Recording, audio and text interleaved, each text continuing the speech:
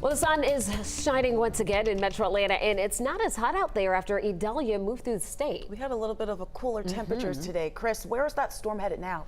Well, it's going to be moving out into the Atlantic right now. You can see here on our satellite imagery, we've got the center of circulation right here. It's already emerged away from the Carolinas, and it's going to move on out to the north and the east. Bermuda is under the gun. This is Franklin right here. That's going to move away. No real concerns with that. Here is the track right now of Idalia, and you can see how it moves on out. Still tropical storm strength potentially near Bermuda, and then pushes up toward the north and the east. And everyone is celebrating the fact that this storm is pulling away from the United States. But often what happens as we celebrate these storms leaving, then we have time to assess the damage. I want to take you live now to Cedar Key. Jay Gray joins us now. Jay, Cedar Key was one of the areas in that zone that got hit really hard, and I see the damage behind you, and it looks like it's going to be there for a while.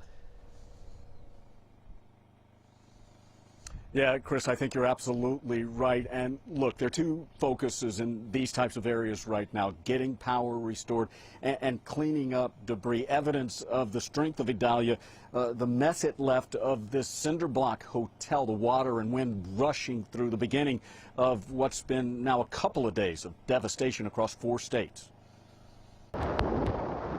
Day 2, and Idalia continues to attack the East Coast. The target now, the Carolinas. Pounding beaches, toppling trees, and flooding streets. The storm filling downtown Charleston with water. Still, the city's mayor says it could have been worse. The wind and the rain impacts were pretty minimal. The exception is that combination of tide and storm surge. We had flooding in our city last night. In Florida, a day after Idalia made landfall, the damage left behind is overwhelming. It was the biggest that we've ever seen. We've been here 12 years. One of the hardest hit areas, Horseshoe Beach. There's so many houses that are gone and so much stuff around. This tiny coastal town in ruins. This mother and daughter returning to find their dream home, now a pile of rubble. It's just material stuff. I know, it's just our retirement, our own life. It's material. We're going to rebuild. 23 years. It's going to be good. It's going to be fun. The wind and water unable to shake the spirit of those who call this battered community home. 61-year-old Dan Ellison, who lost the shrimping business he inherited from his father, says they will come back by pulling together. Horseshoe Beach is one of the best communities on this coastline to me.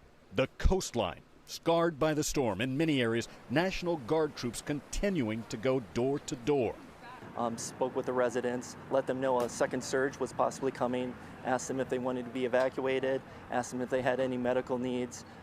The needs here, medical and otherwise, are great, but then so is the resolve of these survivors.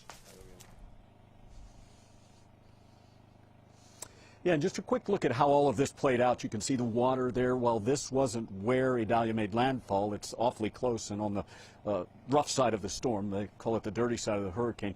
Just right across the roadway into this building here. Now, this is the beginning of a recovery. And, Chris, there's no doubt it's going to be very difficult. They're going to need some help, and they're going to need some time, too. There's a lot of work to be done here. All right, Jay, it's always good to hear as folks are down there helping each other, and that's what we all need right now to help that community rebuild. Yeah. Thank you so much, Jay, for reporting live there from Cedar Key. So here's the track of Idalia. That's not all that's out there. We also have Franklin out there as well. Now, Franklin's going to move up toward the north, and I know you see this track. They're not going to merge because Franklin will be gone by the time Idalia gets up into this region. There's also Tropical Storm Jose. This storm may actually get absorbed by Franklin. It's going to be a weak storm, but they may actually cross paths, but then Franklin will kind of take over that. There are 2 other systems that we're watching out there too. So yeah, we now have officially Jose out in the Atlantic.